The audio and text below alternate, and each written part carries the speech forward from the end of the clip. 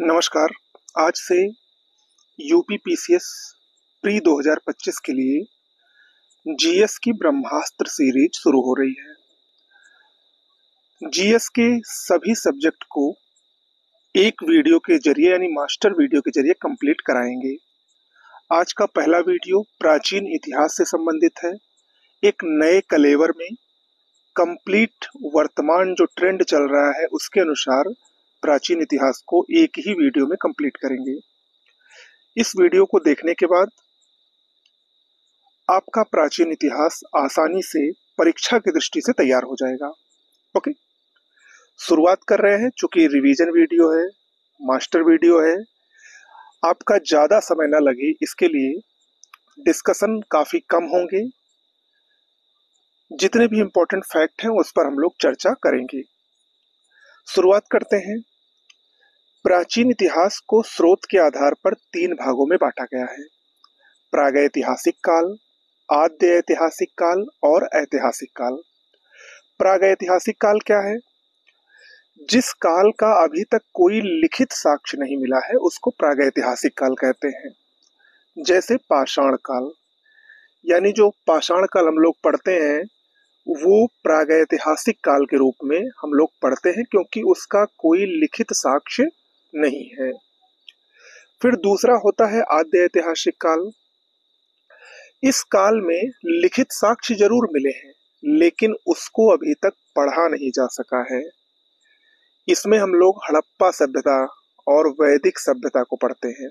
ठीक है, आद्य ऐतिहासिक काल के अंतर्गत हड़प्पा सभ्यता और वैदिक सभ्यता को पढ़ा जाता है। खासकर हड़प्पा सभ्यता को पढ़ा जाता है जिनके लिखित साक्ष्य तो हैं, आप लोग देखते होंगे तमाम चीजें उस पे बहुत सारे जो पत्थर पे लिखे गए हैं, लेकिन उसको आज तक वो अपठनीय है, वो पठनीय नहीं है, उसको आज तक पढ़ा नहीं जा सका है। इसको धातु काल भी कहा जाता है ऐतिहासिक काल को। ठीक है, क्योंकि पत्थर की जगह धातुओं का प्रयोग प्रारंभ हो गया था। तीसरा है ऐतिहासिक काल। इस काल में पुरातात्विक और लिखित साक्ष्य मिले हैं और उनको पढ़ा भी गया है। हड़प्पा सभ्यता, वैदिक सभ्यता और उसके आगे वैदिक काल से जो आगे का इतिहास हम लोग पूरा पढ़ते हैं वो ऐतिहासिक काल के अंतर्गत ही आता है। उसमें हम लोग देखते हैं चाहे वो मौर्य काल हो, गुप्त काल हो, मौर्योत्तर काल हो, गुप्तोत्तर काल हो या उसके आगे का जो इतिहास है वो सभी लिखा भी जा सका है और उसको पढ़ा भी जा सका है। ठीक है, तो उसको हम लोग ऐतिहासिक काल के अंतर्गत रखते हैं। आगे बढ़ते हैं। चैत्य विहार और स्तूप, ये क्या है? अक्सर पूछा जाता है। बौद्ध और जैन दोनों ही धर्मों में पूजा अर्चना के लिए चैत्य विहारों और स्तूप का निर्माण किया जाता था। चैत्य एक प्रकार का पूजा कक्ष होता था। विहार निवास कक्ष होता था जिसमें जो बौद्ध भिक्षु होते थे वे निवास करते थे, और स्तूप ये बौद्ध प्रार्थना स्थल होता था। शवदाह के पश्चात बचे हुए अवशेषों को भूमि में दबाकर उनके ऊपर जो समाधियां बनाई जाती थी उन्हीं को प्रारंभ में चैत्य कहा गया। स्तूप क्या होता था? एक गोल टीले के आकार की संरचना है जिसका प्रयोग पवित्र बौद्ध अवशेषों को रखने के लिए किया जाता था। माना जाता है कभी यह बौद्ध प्रार्थना स्थल होते थे। महापरिनिर्वाण के पश्चात यानी मृत्यु के पश्चात महात्मा बुद्ध के अवशेषों को इसमें रखा गया था। किसमें? स्तूप में रखा गया था। ऐसा माना जाता है कि मौर्य शासक अशोक के काल में लगभग 84,000 स्तूपों का निर्माण किया गया था। ओके, प्रमुख चैत्य विहार और स्तूप को देख लीजिए। कार्ले चैत्य महाराष्ट्र में लोनावला के निकट कार्ले में स्थित है। ये भारत के सभी बौद्ध स्मारकों में सबसे बड़ा चैत्य गृह है। इसके सामने एक विशाल सिंह स्तंभ भी है। इसे चट्टानों को काटकर निर्मित किया गया है जिसमें प्राचीन बौद्ध मंदिर बनाया गया है। कार्ले चैत्य अक्सर पूछा जाता है। दूसरा है भाजा चैत्य। यह महाराष्ट्र के पुणे जिले में स्थित है। इसका निर्माण 2री शताब्दी ईसा पूर्व में हुआ था। इसका निर्माण 200 ईसा पूर्व के आसपास हुआ था। चैत्य गृह के ऊपर लकड़ी की छत है। ये हीनयान संप्रदाय से संबंधित है। हीनयान से भाजा चैत्य। ओके, अब आते हैं विहार की तरफ। कान्हेरी विहार, ये कार्ले गुफाओं के बाद भारत में दूसरा सबसे बड़ा चैत्य गृह है। इसके भी प्रवेश द्वार पर सिंह स्तंभ है। यहाँ के शिलालेखों में प्रसिद्ध सातवाहन राजा गौतमीपुत्र सातकर्णी का नाम अंकित है। यह संजय गांधी राष्ट्रीय उद्यान के परिसर में स्थित है। अब आपको बताना है कि संजय गांधी राष्ट्रीय उद्यान कहाँ पर स्थित है, किस राज्य में है। इसको बेसाल्ट की चट्टानों को तराश कर बनाया गया है। यह विहार हीनयान संप्रदाय से संबंधित है और इसका निर्माण दूसरी शताब्दी के अंत में हुआ था। किसका? कान्हेरी विहार का। सांची स्तूप, आप सभी लोग इसको जानते होंगे। मध्य प्रदेश के विदिशा से लगभग 10 किलोमीटर की दूरी पर यह स्तूप स्थित है। इसमें कुल 3 स्तूप हैं जिनकी खोज कनिंघम ने की थी। इसे सम्राट अशोक के द्वारा निर्मित माना जाता है, जिसका शुंग काल में परिवर्तन और परिवर्धन हुआ था। सारनाथ का स्तूप उत्तर प्रदेश के बनारस के समीप स्थित है, सारनाथ में। इसका निर्माण मौर्य सम्राट अशोक ने करवाया था। वर्तमान में इसका केवल तल का ही भाग शेष बचा है सारनाथ स्तूप में। भरहुत का स्तूप मध्य प्रदेश के सतना से लगभग 15 किलोमीटर की दूरी पर यह स्थित है। इसको भी अशोक ने ही बनवाया था। ये ईंटों से निर्मित है, याद रखिएगा, जिसके चारों ओर पत्थर का घेरा था। इस चहार दीवारी को सुंग काल में बनवाया गया था, सुंग वंश में। ओके। अमरावती का स्तूप आंध्र प्रदेश के गुंटूर जिले के कृष्णा नदी के दक्षिणी तट पर स्थित है। ये अपने मूल रूप में ईंटों से बना हुआ था, लेकिन शक सातवाहन काल में इसे संगमरमर की चित्रित पट्टियों से ढक दिया गया। किसको? अमरावती स्तूप को। नागार्जुन कोंडा स्तूप गुंटूर जिले में कृष्णा नदी के तट पर स्थित है। यहाँ के स्तूप को किसी इक्ष्वाकु रानी द्वारा बनवाने का अनुमान लगाया जाता है। ये अपनी मूर्तिकला और उत्कीर्णित पट्टियों की सुंदरता और अंतर वस्तु के लिए प्रख्यात है। कौन? नागार्जुन कोंडा का स्तूप कहाँ पर स्थित है? आंध्र प्रदेश के गुंटूर जिले में कृष्णा नदी के तट पर स्थित है। ओके, आगे बढ़ते हैं। सिंधु घाटी सभ्यता। सिंधु घाटी सभ्यता लगभग 2500 ईस्वी पूर्व दक्षिण एशिया के पश्चिमी भाग में फैली हुई थी, जो कि वर्तमान में पाकिस्तान और पश्चिमी भारत के नाम से जाना जाता है। सिंधु घाटी सभ्यता मिस्र, मेसोपोटामिया, भारत और चीन की 4 सबसे प्राचीन नगरीय सभ्यताओं से भी अधिक उन्नत थी। भारतीय पुरातत्व विभाग के तत्कालीन डायरेक्टर जनरल जॉन मार्शल ने 1924 में सिंधु घाटी में एक नई सभ्यता की खोज की घोषणा की थी। किसने? जॉन मार्शल ने। नाम याद रखिएगा। कुछ प्रमुख सिंधु सभ्यता के जो स्थल हैं उनका विवरण देख लीजिए। सबसे पहले हड़प्पा की बात करें, वर्तमान में पाकिस्तान में स्थित है, रावी नदी के तट पर। दयाराम साहनी ने इसकी खोज की थी। इसमें जो प्रमुख बातें क्या हैं? यहाँ से विशाल चबूतरों वाले 6 अन्नागार, लिंग और योनि के पाषाण प्रतीक, मातृ देवी की मूर्ति, RH-37 कब्रिस्तान या कब्रगाह, नटराज की नृत्य मुद्रा वाली मूर्ति आदि चीजें प्राप्त हुई हैं। कहां से? हड़प्पा से। लिंग और योनि के पाषाण प्रतीक, मातृ देवी की मूर्ति, नटराज की नृत्य मुद्रा वाली मूर्ति आज भी भारतीय संस्कृति का भाग है, जो कि हड़प्पा सभ्यता के दौरान प्राप्त हुई थी। कहां से? हड़प्पा से ही। फिर दूसरा प्रमुख स्थल है मोहनजोदड़ो। इसकी भी अवस्थिति वर्तमान में पाकिस्तान में ही है। सिंधु नदी के तट पर स्थित है। राखाल दास बनर्जी ने इसकी खोज की थी। यहाँ से क्या क्या मिला है? बृहत स्नानागार मिला है, शवाधान, दाढ़ी वाले पुजारी की मूर्ति, नर्तकी की प्रसिद्ध कांस्य मूर्ति जिसको डांसिंग गर्ल कभी कभी पूछ लिया जाता है, और पशुपति महादेव की मुहर भी यहीं से पाई गई है। ओके, तो ये मोहनजोदड़ो से प्राप्त प्रमुख चीजें हैं। फिर अगला स्थल है धौलावीरा। इसकी अवस्थिति गुजरात में है। इसके खोजकर्ता जगतपति जोशी हैं। यहाँ विशाल पानी के कुंड, जल दोहन प्रणाली, स्टेडियम, बांध और तटबंध आदि प्राप्त हैं। धौलावीरा को 2021 में यूनेस्को की विश्व धरोहर सूची में शामिल किया गया है और ये भारत का 40वां विश्व धरोहर स्थल है। ये भी पूछ सकता है। कौन? धौलावीरा। कहाँ पर स्थित है? गुजरात में स्थित है। ओके,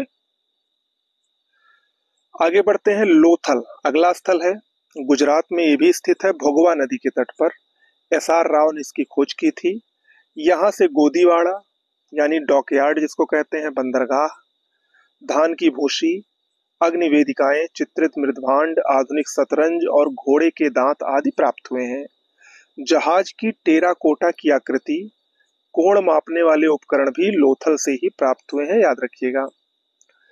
फिर अगला स्थल है राखी गढ़ी, वर्तमान में हरियाणा में स्थित है, घग्गर नदी के किनारे। अमरेंद्र नाथ इसकी खोज करता है।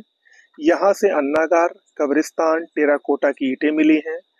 इसे हड़प्पा सभ्यता की प्रांतीय राजधानी भी कहा जाता है। किसको? राखी गढ़ी को। कालीबंगा अगला स्थल है, राजस्थान में वर्तमान में स्थित है, घग्गर नदी के किनारे। अमलानंद घोष ने इसकी खोज की थी। यहाँ से क्या क्या मिला है? जुते खेतों के साक्ष्य, कच्ची ईंटों से निर्मित मकान, 7 हवन कुंड का साक्ष्य, लकड़ी का हल आदि यहाँ से प्राप्त हुआ है।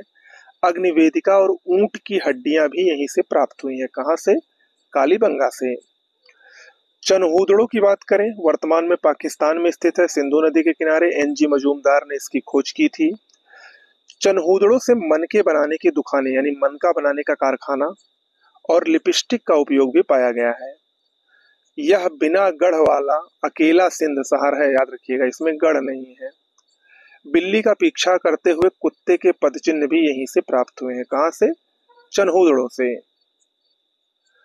सुरकोटदा अगला स्थल है, गुजरात में अवस्थित है। जेपी जोशी खोज करता है।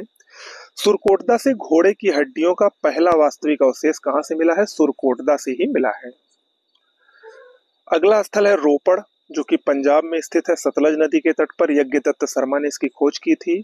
यहां से अंडाकार गड्ढे में मानव शव के साथ दफन कुत्ता और तांबे की कुल्हाड़ी के साक्ष्य मिले हैं। इंपॉर्टेंट है ये भी, तांबे की कुल्हाड़ी। कहां से? रोपड़ से।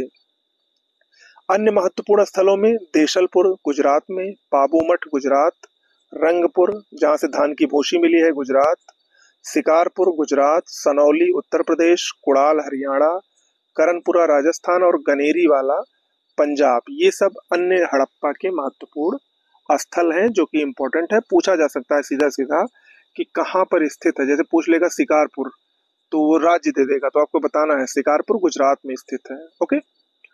प्रमुख ताम्र पाषाणिक संस्कृतियों को देख लेते हैं। पहली संस्कृति है आहार संस्कृति, राजस्थान में है। इसका प्राचीन नाम ताम्बवती है। यहाँ प्रस्तर फलक उद्योग भी पाया जाता है। प्रस्तर माने पत्थर। दूसरी संस्कृति है कायथा संस्कृति। ये चंबल क्षेत्र में स्थित थी और इसके मृदभांडों पर उत्तर हड़प्पा संस्कृति का प्रभाव दिखाई पड़ता है। अगली संस्कृति मालवा थी। मध्य प्रदेश के नर्मदा क्षेत्र के आसपास फली फूली थी। इसके मृदभांड ताम्र पाषाण मृदभांडों में उत्कृष्टतम माने गए हैं, मालवा के। जारवे संस्कृति विदर्भ और कोंकण को छोड़कर सारे महाराष्ट्र में फैली हुई थी। सोनगांव और इनाम गांव इसी संस्कृति के महत्वपूर्ण स्थल हैं। किसके? जारवे या जोरवे, कुछ भी पूछा जा सकता है। जोरवे संस्कृति या जारवे संस्कृति। ओके, तो ये सब ताम्र पाषाणिक संस्कृतियां हैं, इंपॉर्टेंट है। विभिन्न कालों में मुख्य अधिकारी कौन कौन से थे? शुरुआत करेंगे ऋग्वैदिक काल से। ऋग्वैदिक काल के प्रमुख अधिकारी को देखेंगे। ऋग्वैदिक काल में गुप्तचर को स्पश कहते थे। स्पश कौन होते थे? गुप्तचर होते थे। कुलपति परिवार के मुखिया को कहा जाता था। विषपति ये विष का प्रधान होता था। वाज्रपति चरागाह का अधिकारी होता था। सेनानी सेना का नेतृत्व करने वाला होता था। और ग्रामीणी ये ग्राम का प्रधान या युद्ध में ग्राम का नेतृत्व करने वाला होता था। ये ऋग्वैदिक काल के प्रमुख अधिकारी थे। उत्तर वैदिक काल की बात करें तो उत्तर वैदिक काल में सूत, राजा के सारथी को उत्तर वैदिक काल में सूत कहा जाने लगा। द्वारपाल को प्रतिहारी कहा गया। कोषाध्यक्ष को संग्रहित्री कहा गया। कर संग्रह करता यानी जो कर टैक्स वसूलता था उसको भागदूत कहा गया। इंपॉर्टेंट है, याद रखिएगा। पासे के खेल में जो राजा का सहयोगी होता था उसको अक्षवाप कहा गया। राजा का मित्र या संदेश वाहक को पालागल कहा जाता था। और शिकार में जो राजा का सहयोगी होता था उसको गोवी कर्तन कहा जाता था। क्या कहा जाता था? गोवी कर्तन। महाजनपद काल के प्रमुख अधिकारी को देख लेते हैं। बलि साधक, बलि वसूलने वाला अधिकारी था। बलि एक प्रकार का कर होता था। रज्जुग्राहक ये भूमि की माप करने वाला। द्रोण मापक अनाज के तौल का निरीक्षक होता था। मौर्यकालीन प्रमुख अधिकारी को देख लेते हैं। ये इंपॉर्टेंट है मौर्य काल से। व्यावहारिक ये धर्मस्थीय न्यायालय का प्रधान होता था। कर्मांतिक उद्योगों का संचालक होता था। अंतपाल, ये सीमांत प्रदेशों की रक्षा करने वाले को अंतपाल कहा जाता था। दौवारिक, ये राजप्रसाद यानी जो राजा का महल होता था उसका प्रधान अधिकारी होता था। कब? मौर्य काल में।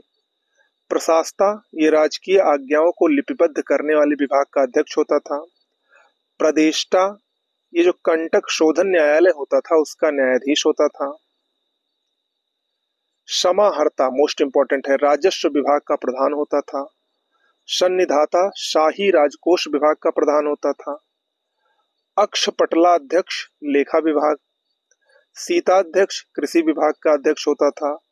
आकाराध्यक्ष, खनिज नियंत्रण का अध्यक्ष होता था। लोहाध्यक्ष, धातुओं के नियंत्रण का अध्यक्ष होता था। लक्षणाध्यक्ष, मुद्रा निर्माण से संबंधित। रूपदर्शक, मुद्रा जांच से संबंधित। कुप्याध्यक्ष, वन विभाग का ये प्रधान होता था, कुप्याध्यक्ष। विविताध्यक्ष, चरागाह का अध्यक्ष होता था। पौतवाध्यक्ष, माप की जांच करने वाला या माप तौल करने वाले को कहते थे। पण्याध्यक्ष, व्यापार विभाग का अध्यक्ष होता था, उसको मौर्य काल में पण्याध्यक्ष कहते थे। मौर्योत्तर कालीन अधिकारियों में गोलमिक, ये मौर्योत्तर कालीन अधिकारी हैं। गोलमिक, ये जनजातीय क्षेत्रों में शासन करने वाला सैनिक अधिकारी होता था। और मेरिदर्ख, ये सैनिक प्रशासक होता था। ओके, गुप्त काल की तरफ आते हैं। इसके भी अधिकारी बहुत महत्वपूर्ण है। सबसे पहले कुमारामात्य, सर्वोच्च प्रशासनिक अधिकारी को कुमारामात्य कहते थे गुप्त काल में। गोप्ता, सीमांत प्रदेशों का शासक होता था। नगरपति, नगर परिषद का प्रमुख होता था। महादंड नायक, न्यायाधीश को कहते थे। विनय स्थिति स्थापक, शिक्षा अधिकारी को कहा जाता था गुप्त काल में। महाअक्षपटलाधिकृत, ये लेखा विभाग का अधिकारी होता था। संधि विग्रहक, युद्ध और संधि का अधिकारी होता था, मोस्ट इंपॉर्टेंट है ये। भट्ट, पुलिस कर्मचारी को भट्ट कहते थे गुप्त काल में। साधनिक, ये ऋण और जुर्माने का कार्य संभालने वाला होता था, उसको साधनिक कहा जाता था। अब आगे बढ़ते हैं मुद्रा और सिक्का की तरफ। ये जो जितने अधिकारी हमने बताए हैं बहुत महत्वपूर्ण है, याद रखिएगा। अब हम देख लेते हैं प्राचीन इतिहास में, प्राचीन काल में मुद्रा और सिक्का क्या क्या रोल था। मुद्रा और सिक्कों में अपने समय का सामाजिक, सांस्कृतिक और आर्थिक इतिहास छिपा रहता है। भारत में सिक्कों का इतिहास लगभग 2700 वर्ष पुराना है। हड़प्पा काल और वैदिक काल में सिक्कों का कोई स्पष्ट प्रमाण नहीं प्राप्त होता है। हड़प्पा काल के लोग व्यापार में धातु सिक्कों का प्रयोग नहीं करते थे, वे वस्तु विनिमय द्वारा व्यापार करते थे, यानी एक वस्तु को लेकर दूसरी वस्तु को देना, यही होता है वस्तु विनिमय, वस्तुओं का आदान प्रदान। तो हड़प्पा में ऐसे ही व्यापार होता था। भारत में मुद्रा व्यवस्था का आरंभ 5वीं सदी ईसा पूर्व से प्राप्त होते हैं, जिन्हें आहत सिक्कों के रूप में जाना जाता है। ओके, वैदिक कालीन मुद्रा को देखते हैं। वैदिक काल में भी व्यापार वस्तु विनिमय से होता था तथा गाय को मुद्रा की भांति समझा जाता था। वैदिक ग्रंथों में प्रयोग किए गए निष्क और शतमान का प्रयोग वैदिक काल में सिक्कों के रूप में भी होता था। उत्तर वैदिक काल में निष्क को मुद्रा माना जाने लगा था, परंतु व्यापार में सामान्यतः वस्तु विनिमय का ही प्रयोग होता था, यानी हड़प्पा में और वैदिक में ज्यादातर जो व्यापार होता था वो वस्तु विनिमय प्रणाली पर ही आधारित था। फिर आया बौद्ध काल। भारत में धातु के सिक्के सर्वप्रथम गौतम बुद्ध के समय में प्रचलन में आए। याद रखिएगा, धातु के सिक्के कब आए? जब गौतम बुद्ध का समय आया। बुद्ध के समय पाए गए सिक्के आहत सिक्के कहलाए। ठप्पा मार कर बनाए जाने के कारण इन सिक्कों को आहत सिक्का कहा गया। इन सिक्कों पर पेड़, मछली, सांड, हाथी, अर्धचंद्र आदि की आकृति बनी होती थी। ये सिक्के अधिकांशतः चांदी के तथा कुछ तांबे के भी बने होते थे। मौर्य काल की मुद्राओं को देखते हैं। भारत में सर्वप्रथम मौर्य काल में व्यवस्थित मुद्रा प्रणाली प्रचलन में थी तथा लक्षणाध्यक्ष नामक अधिकारी मुद्रा जारी करता था।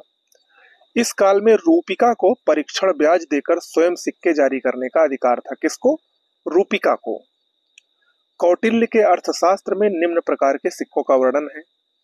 इस काल में सोने, चांदी, तांबे के सिक्के बनाए जाते थे तथा इसका परीक्षण करने वाला रूप दर्शक कहलाता था। कब? मौर्य काल की बात हो रही है ये। इस काल में व्यापार वेतन में सिक्कों का प्रयोग नियमित होने लगा था।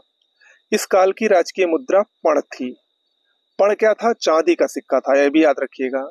इसके ऊपर सूर्य, चंद्र, पीपल, मयूर, बैल, सर्प आदि के चित्र खुदे होते थे। स्वर्ण से बने सिक्कों को निष्क और सुवर्ण, चांदी के सिक्कों को पण, रूप्य, धरन, शतमान और तांबे के सिक्कों को माशक, भाषक और कांकड़ी तथा चांदी और तांबे को मिलाकर बनाए जाने वाले सिक्के को कारशापड़ कहा जाता था। ये बहुत महत्वपूर्ण है, इतना याद रखिएगा। ओके, फिर आते हैं मौर्योत्तर काल की तरफ। इस काल में सुव्यवस्थित रूप में मुद्रा का प्रचलन आरंभ हुआ। भारत में हिंद यूनानियों ने सर्वप्रथम सोने के सिक्के जारी किए। हिंद यूनानी मतलब इंडो ग्रीक में। परंतु नियमित रूप से स्वर्ण सिक्कों का प्रचलन कुषाण शासकों द्वारा हुआ। ठीक है, सबसे पहले सोने के सिक्के इंडो ग्रीक ने जारी किए, लेकिन नियमित रूप से सोने के सिक्के कुषाणों ने जारी किए। कुषाण सम्राटों ने अपनी मुद्रा के लिए चांदी के स्थान पर सोने का उपयोग किया। प्रथम कुषाण सम्राट कड़फिसस वन ने तांबे के सिक्के भी जारी किए थे। कुषाण शासकों ने चांदी का एक भी सिक्का नहीं चलाया, जबकि सबसे अधिक तांबे के सिक्के इन्हीं के द्वारा चलाए गए। सातवाहन सम्राट यज्ञश्री सातकर्णी के एक सिक्के पर जलपोत के चिन्ह उत्तीर्ण हैं। इससे समुद्र के ऊपर उनका अधिकार प्रमाणित होता है। सातवाहन सिक्के तांबा, सीसा और पोटीन, पोटीन क्या होता है? तांबा, जिंक, सीसा और टिन की मिश्रित धातु होती है, इसमें ढलवाए गए थे। यहाँ पर एक चीज और मैं आपको बता दूं कि सातवाहन शासकों ने सबसे पहले सीसे के सिक्के चलाए थे, याद रखिएगा। सीसे के सिक्के किस वंश के शासकों ने चलाए? सातवाहन। इन पर मुख्यतः वृष यानी बैल, गज, सिंह, अश्व, पर्वत, जहाज, चक्र, स्वास्तिक, कमल और त्रिरत्न आदि का अंकन मिलता है। किसके सिक्कों पर? सातवाहन के। फिर आता है गुप्त काल। गुप्त काल की दीर्घकालीन शांति के कारण राज्य की उन्नति हुई। इस काल में सोने के सिक्के बहुतायत में प्राप्त होते हैं। सोने, चांदी, तांबे के सिक्कों पर सम्राटों और देवी देवताओं को चित्र उकेरे गए। स्थानीय लेन देन में चांदी के सिक्कों का प्रयोग होता है तथा साधारण जनता विनिमय हेतु कौड़ियों का प्रयोग करती थी। इस काल में तांबे के सिक्के कम मिलते हैं। सोने के सिक्कों को गुप्त काल में सुवर्ण, निष्क और चांदी के सिक्कों को रूप्यक कहा जाता था। इस काल में सोने के सिक्कों को दीनार भी कहा जाता था, जो कुषाण काल के दीनार से प्रभावित है। समुद्रगुप्त के सिक्कों पर उसे वीणा बजाते हुए दिखाया गया है। चंद्रगुप्त द्वितीय ने शकों पर विजय के उपलक्ष्य में व्याघ्र उत्कीर्ण सिक्के चलाए थे। ओके, यानी गुप्त काल में ज्यादातर आपको सोने के सिक्के ही दिखेंगे। फिर आता है गुप्तोत्तर काल। इस काल में सामंती व्यवस्था के उद्भव के कारण तथा वाणिज्य व्यापार के पतन तथा भूमि अनुदानों के प्रचलन के कारण मुद्रा व्यवस्था शिथिल हो गई और सिक्कों का कम उपयोग होने लगा। किसमें? गुप्तोत्तर काल में। पाल, सेन तथा चालुक्य शासक जयसिंह सिद्धराज के सिक्के सोने के थे, इसका उल्लेख मिलता है। साधारण लेन देन में कौड़ियों का प्रयोग होता था, जिसे प्रतिहारों ने कपर्दक कहा है। प्रतिहार वंश ने क्या कहा है? कपर्दक। चोल काल की बात करें, इस काल में सोने के सिक्कों को काशु कहा जाता था। चोल सिक्के वर्गाकार और कुछ अन्य आकृतियों में पाए गए थे। सिक्कों पर चोलों का प्रतीक चिन्ह था, जिसे एक खड़े बाघ द्वारा परिभाषित किया गया है। इस काल में सिक्कों पर कोई शिलालेख नहीं लिखा गया था। ओके, गुप्तचर व्यवस्था को अब देख लेते हैं। वैदिक काल में ऋग्वेद में गुप्तचर के बारे में विस्तार से बताया गया है। अथर्ववेद में जल के देवता वरुण को सहस्त्र नेत्र कहा गया है, अर्थात वरुण के हजारों गुप्तचर थे। गुप्तचर ही राजा के नेत्र होते थे। स्त्री गुप्तचरों की परंपरा वैदिक काल में ही आरंभ हो गई थी। मनु ने चर व्यवस्था में रक्षाधिकृत गुप्तचर का उल्लेख किया है। ठीक है, मौर्य काल की बात करें तो कौटिल्य के अर्थशास्त्र में भी गुप्तचरों का उल्लेख मिलता है। कौटिल्य ने अपने अर्थशास्त्र में गुप्तचरों के उपयोग और उनके बारे में विस्तार से बताया है। उन्होंने अर्थशास्त्र में समष्ट और संचार नामक दो प्रकार के गुप्तचरों के बारे में बताया है। किसने? कौटिल्य ने। समष्ट कोटि के गुप्तचर स्थानीय सूचनाएं देते थे और संचार कोटि के गुप्तचर विभिन्न स्थानों का परिभ्रमण करके सूचनाएं एकत्र करते थे। अर्थशास्त्र में गुप्तचरों को गूढ़ पुरुष के नाम से जाना जाता था। इनके सर्वोच्च अधिकारी को महामात्य सर्प कहा जाता था। ये पूछता है, महामात्य सर्प कौन होते थे? गुप्तचर होते थे। गुप्तचर का प्रमुख अधिकारी होता था। संस्था एक ही स्थान पर रहकर संगठित रूप से कार्य करने वाले गुप्तचर होते थे। और संचार कौन थे? जो घूम घूम कर कार्य करने वाले होते थे। इसमें भिक्षुक, परिव्राजक यानी स्त्री इत्यादि शामिल थे। एरियन ने गुप्तचरों को ओवरशियर तथा स्ट्रेबो ने इंस्पेक्टर कहा है। ये भी याद रखिएगा, एरियन ने गुप्तचरों को ओवरशियर कहा है और स्ट्रेबो ने इंस्पेक्टर कहा है।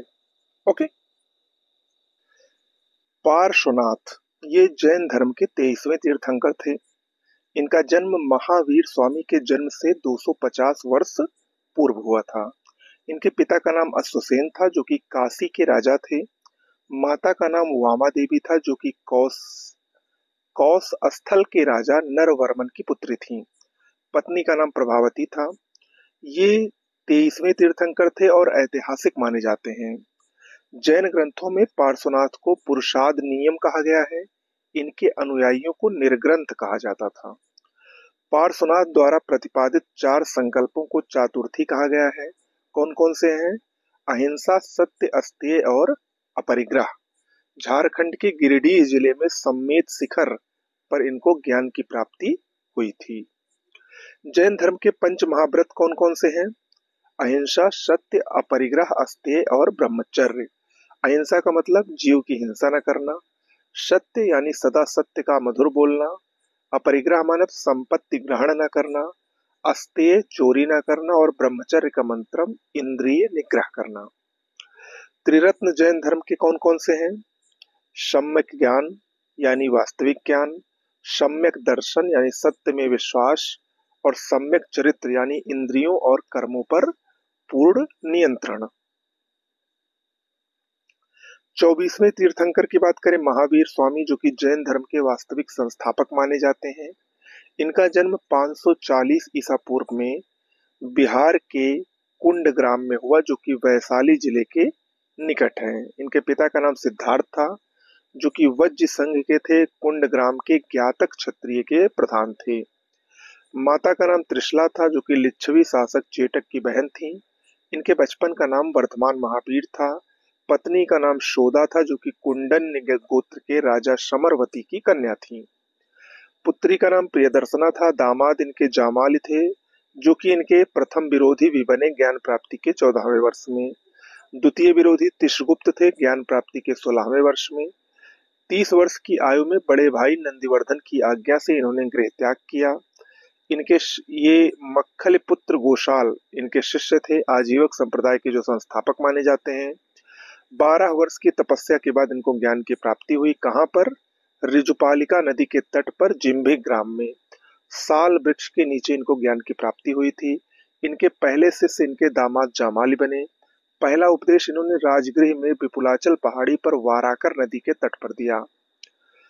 प्रमुख उपाधियां इनकी कौन कौन सी थी? जब इनको ज्ञान की प्राप्ति हुई तो ज्ञान प्राप्ति के बाद ये केवलिन यानी सर्वोच्च ज्ञान प्राप्त करने वाले व्यक्ति कहलाए। इसके अलावा इनको जिन कहा गया यानी विजेता, अरहत कहा गया जिसको पूज्य कहते हैं, निर्ग्रंथ भी इनको कहा गया यानी बंधन रहित। जीवन के अंत में निर्वाण इनको कहाँ पर मिला? बिहार के पावापुरी राजगृह में 72 वर्ष की आयु में 468 ईसा पूर्व में इन्होंने अपना शरीर त्याग किया। और उस समय वहां पर किसका शासन था? सस्तिपाल का शासन था। सस्तिपाल जो कि मल्लगढ़ राज्य का प्रधान था। जैन धर्म से संबद्ध पर्वत शिखर देख लीजिए कौन कौन से पर्वत जैन धर्म से संबंधित हैं। कैलाश पर्वत नेपाल में स्थित है। ऋषभदेव ने शरीर यहीं पर त्यागा था। सम्मेद पर्वत झारखंड से संपर्क में है। पार्श्वनाथ ने शरीर यहीं पर त्यागा था। वितुलांचल पर्वत बिहार में स्थित है। महावीर का प्रथम उपदेश यहीं पर हुआ था। माउंट आबू पर्वत राजस्थान में स्थित है। दिलवाड़ा जैन मंदिर यहीं पर है जो कि ऋषभदेव की मूर्ति है जिसमें। शत्रुंजय पर्वत गुजरात में स्थित है। ये भी एक जैन मंदिर है। आगे बढ़ते हैं, प्रमुख जैन संगीतियों को देख लेते हैं। सम्मेलन प्रथम संगीत बिहार के पाटलिपुत्र में 300 ईसा पूर्व में हुई थी जिसकी अध्यक्षता स्थूलभद्र ने की थी। इसमें बिखरे और लुप्त ग्रंथों का संचयन व पुनर्प्रणयन हुआ था। 12 अंकों का प्रणयन किया गया। जैन धर्म का 2 धाराओं में इसमें विभाजन भी हुआ था। किसमें? दिगंबर और श्वेतांबर में। दिगंबर जो हमेशा नग्न रहते थे जिनका नेतृत्व भद्रबाहु ने किया, और श्वेतांबर जो सफेद या श्वेत वस्त्र धारण करते थे, जिनका नेतृत्व स्थूल बाहु ने किया था। ओके। द्वितीय संगीत गुजरात के बल्लभी में 512 ईस्वी में आयोजित हुई, जिसकी अध्यक्षता देवर्धिगढ़ या क्षमा श्रवण ने की। इसमें बिखरे ग्रंथों का संकलन हुआ और उनका क्रमानुसार प्रणयन हुआ। ओके। तो ये दो प्रमुख जैन संगीतियां थी जो कि आयोजित हुई थी। जैन धर्म से प्रभावित संरक्षक यानी जैन धर्म को किन किन राजाओं ने संरक्षण प्रदान किया। इनमें महापद्मनंद और घनानंद नंद वंश से संबंधित हैं। बिंबिसार, अजातशत्रु और उदयन हर्यक वंश के। चंद्रगुप्त मौर्य, बिंदुसार और संप्रति मौर्य वंश के हैं। इन सभी ने क्या किया था, जैन धर्म को संरक्षण प्रदान किया था। चंड प्रदोत अवंती शासक था। उदयन सिंधु शोवीर शासक था। खारवेल कलिंग नरेश था। ये सभी उत्तर भारत के शासक थे जिन्होंने जैन धर्म को संरक्षण प्रदान किया। दक्षिण भारत के शासकों में मृगेश वर्मन कदम्ब वंश से संबंधित था। अमोघ वर्ष राष्ट्रकूट वंश से। सोमदेव, सिद्धराज, जयसिंह और कुमारपाल ये चालुक्य सोलंकी वंश से संबंधित थे। इन सभी ने संरक्षण प्रदान किया था। जैन तीर्थंकर के प्रतीक चिन्ह देख लीजिए। पहले तीर्थंकर ऋषभदेव या आदिनाथ थे। इनका प्रतीक चिन्ह वृषभ या बैल था। द्वितीय अजीतनाथ थे। गज या हाथी इनका चिन्ह था। तृतीय शंभवनाथ थे। अश्व या घोड़ा इनका चिन्ह था। चतुर्थ थे अभिनंदन नाथ। बंदर या कपी इनका प्रतीक चिन्ह था। पंचम थे सुमितनाथ। क्रौच इनका प्रतीक चिन्ह था। दसवें शीतलनाथ थे। श्रीवत्स प्रतीक चिन्ह था। 13वें विमलनाथ थे। वराह प्रतीक चिन्ह था। 15वें धर्मनाथ थे। वज्र इनका प्रतीक चिन्ह था। 19वें मल्लिनाथ थे। कलश इनका प्रतीक चिन्ह था। 21वें नेमिनाथ थे। नीलोत्पल या नीलकमल प्रतीक चिन्ह था। 22वें अरिष्टनेम थे। शंख इनका था। 23वें पार्श्वनाथ थे। सर्प या सांप इनका था। और 24वें और अंतिम महावीर स्वामी थे, जिनका प्रतीक चिन्ह सिंह या शेर था। ओके। कुछ प्रमुख जैन ग्रंथ देख लीजिए। नाया धम्म कहा, ये इसमें महावीर स्वामी की शिक्षाएं दी गई हैं। कुवलय माला उद्योतन सूर्य द्वारा लिखित है। ये प्राकृत भाषा में जैन ग्रंथ है। स्यादवाद मंजरी मल्लिसेन द्वारा लिखित है। कल्पसूत्र भद्रबाहु द्वारा लिखित संस्कृत ग्रंथ है। ये थेरावली जैन संप्रदायों के संस्थापकों की सूची इसमें दी गई है। थेरावली में नादि सूत्र एवं अनुपयोग सूत्र, इसमें जैनियों के शब्दकोश हैं। इसमें भिक्षुओं के लिए आचरण संबंधी बातें संकलित हैं। परिशिष्ट पर्वन हेमचंद्र द्वारा लिखित है। प्रभा कमल मार्तंड ये प्रभाचंद्र द्वारा लिखित जैन ग्रंथ है। और न्यायावतार सिद्ध सेन दिवाकर द्वारा लिखित जैन ग्रंथ है। सिद्ध सेन दिवाकर ने लिखा है न्यायावतार को। ये कुछ प्रमुख जैन ग्रंथ थे। अब आते हैं बौद्ध धर्म की तरफ। बौद्ध धर्म के वास्तविक संस्थापक महात्मा बुद्ध थे। इनका जन्म 566 ईसा पूर्व में हुआ था, लुम्बिनी में, जो कि वर्तमान में नेपाल के कपिलवस्तु में लुम्बनदेही में स्थित है। पिता का नाम शुद्धोधन था, जो कि शाक्यों के राज्य कपिलवस्तु के शासक थे। माता का नाम महामाया देवी था। बचपन का नाम सिद्धार्थ था। गोत्र इनका गौतम था। पालन पोषण इनका गौतमी विमाता प्रजापति ने किया था। विवाह 16 वर्ष की अवस्था में यशोधरा से, जो कि कोलीगढ़ राज्य की कुमारी राजकुमारी थी। पुत्र इनका राहुल था। गृह त्याग की घटना महाभिनिष्क्रमण कहलाती है। इनके सारथी का नाम चन्ना था। घोड़ा का नाम कंथक था। ध्यान गुरु इनके आलार कलाम थे। ज्ञान प्राप्ति 35 वर्ष की आयु में वैशाख पूर्णिमा के दिन इनको ज्ञान की प्राप्ति हुई और उसके बाद ये बुद्ध कहलाए। ज्ञान प्राप्ति का स्थल क्या था? गया, जिसको बोध गया बिहार में है। निरंजना नदी के तट पर इनको ज्ञान की प्राप्ति हुई। वट वृक्ष के नीचे इनको ज्ञान की प्राप्ति हुई थी, याद रखिएगा, बरगद के पेड़ के नीचे। पहला उपदेश इन्होंने सारनाथ के ऋषि पत्तनम में दिया, पाली भाषा में दिया था, ये भी याद रखिएगा। और इसको धर्म चक्र परिवर्तन कहा गया। इनके धर्म प्रचार का स्थल अंग, मगध, काशी, मल्ल, शाक्य, वज्जी और कौशल राज्य था।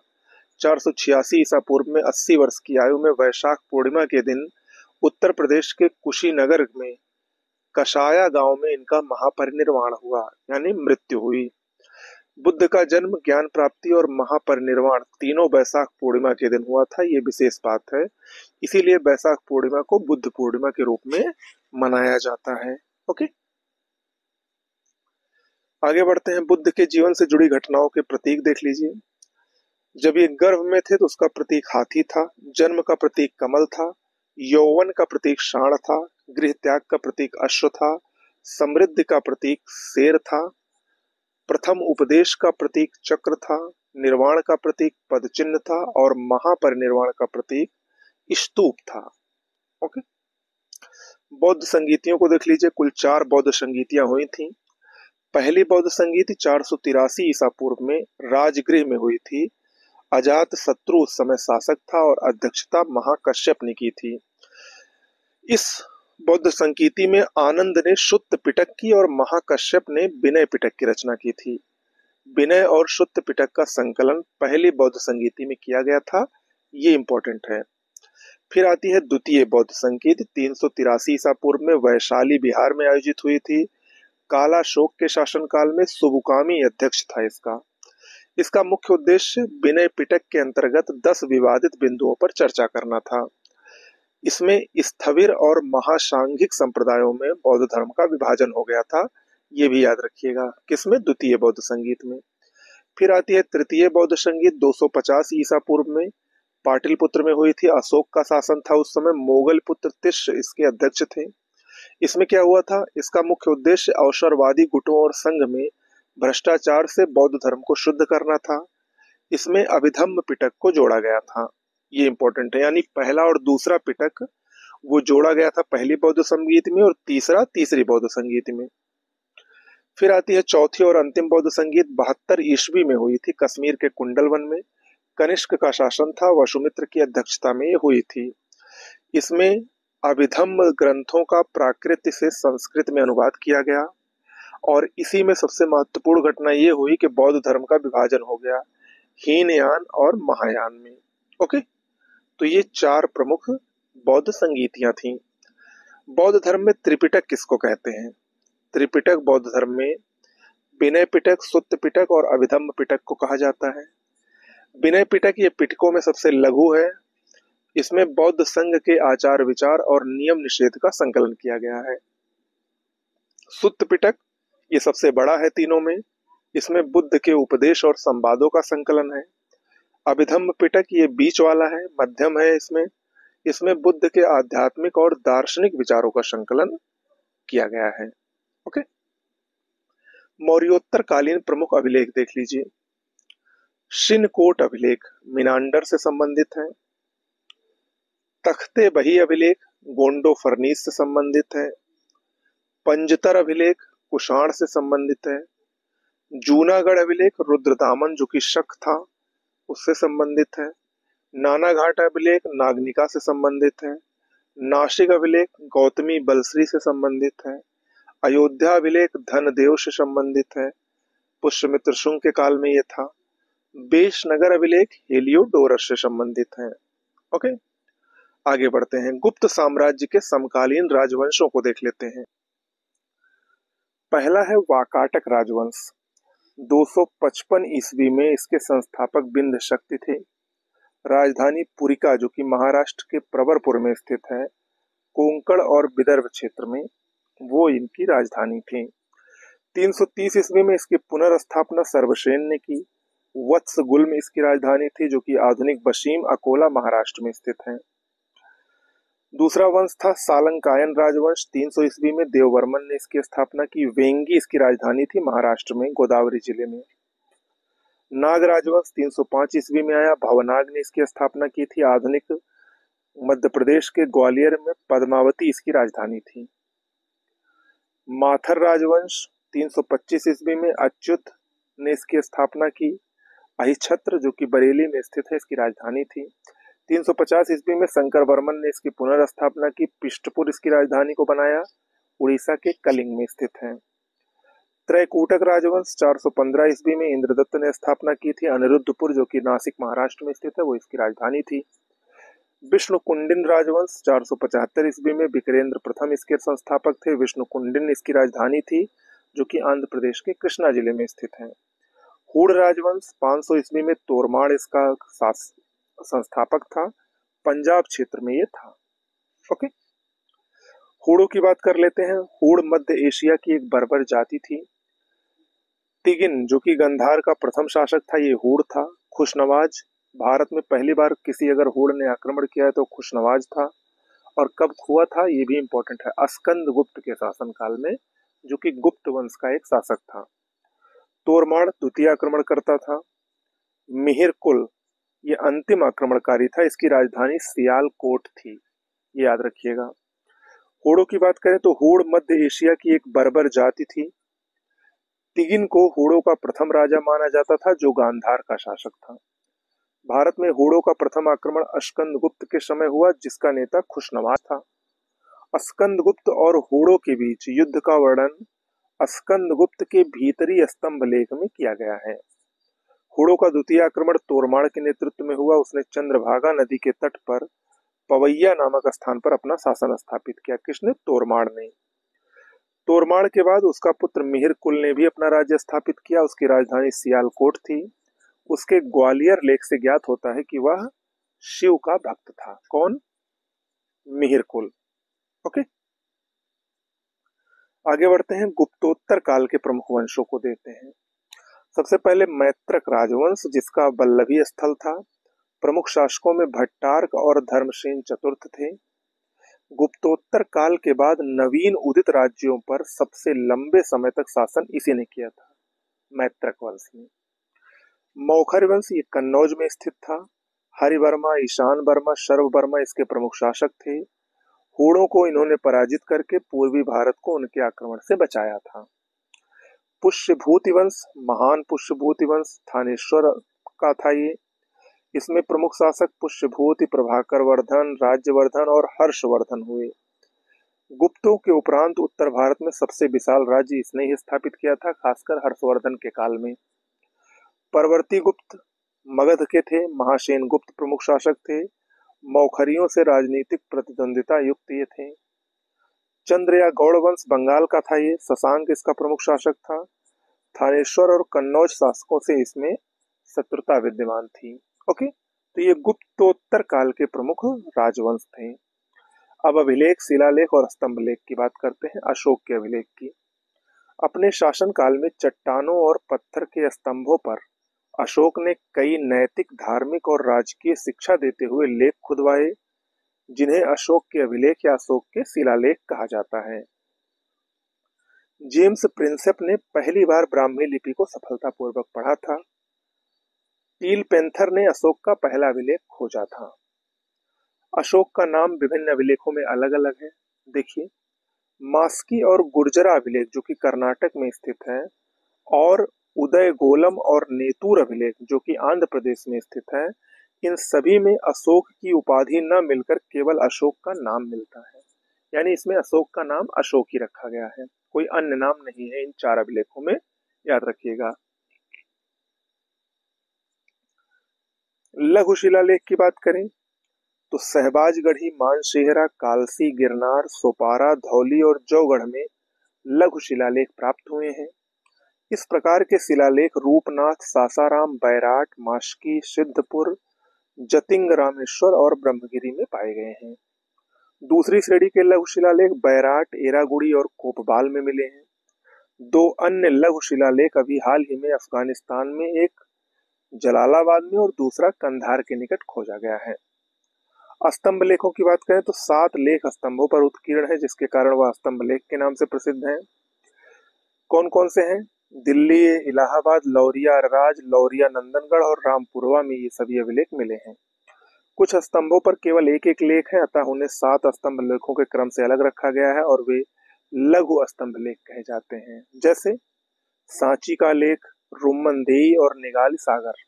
आपको बता दें, रुम्मनदेई का जो लेख था उसको आर्थिक अभिलेख भी कहा जाता है। आर्थिक अभिलेख क्योंकि अशोक ने कर को माफ किया था अपने यहाँ लुम्बिनी में, तो उसकी जानकारी सबसे पहले रुम्मनदेई अभिलेख से ही प्राप्त होती है, जो कि नेपाल में स्थित है। कहाँ पर स्थित है?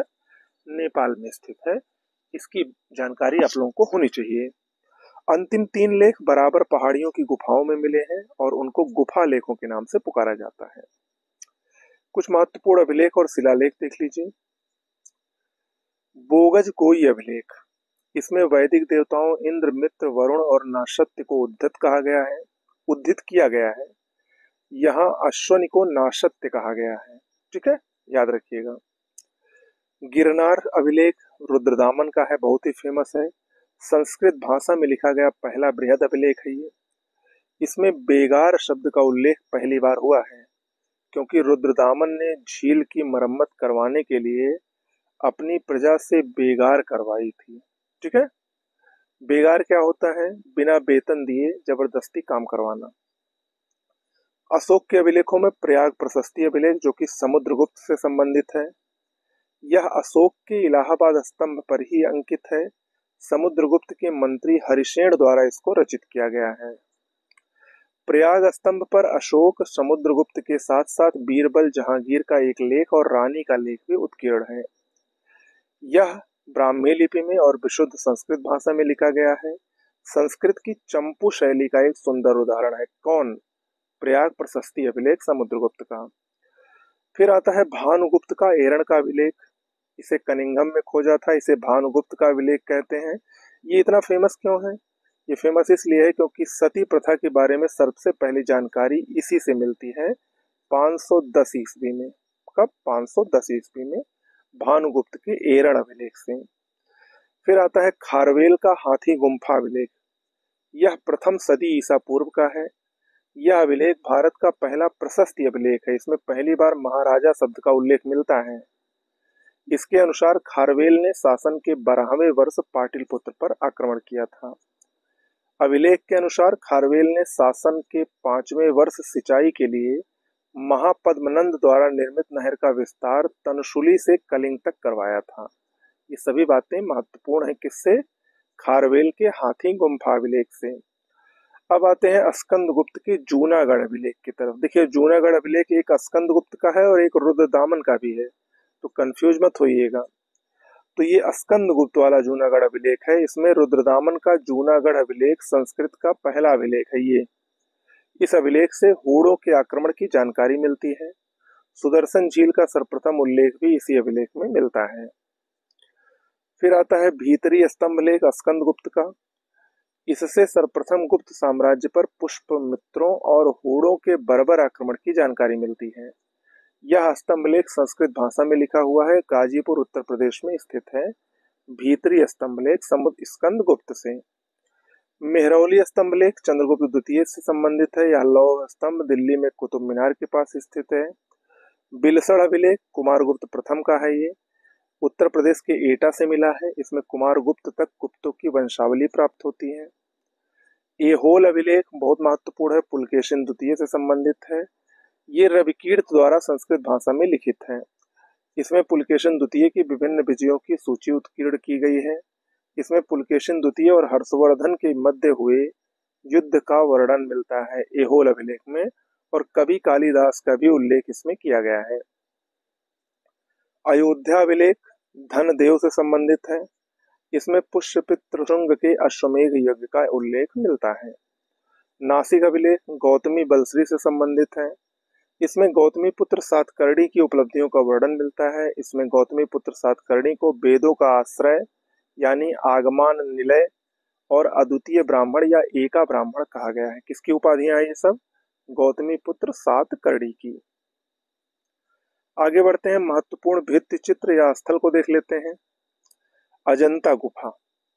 अजंता गुफा महाराष्ट्र में औरंगाबाद जिले में स्थित है।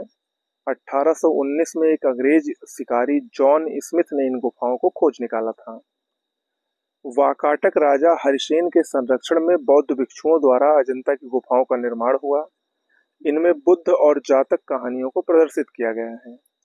गुफा क्रमांक 1 में ही बोधिसत्व अवलोकितेश्वर का अतिशय भावपूर्ण चित्र बना है, जिसके दाएं हाथ में कमल का फूल है। इसे पद्म पाणि कहा गया है। ओके, कहाँ पर ये सब है? ये सभी अजंता गुफा में है।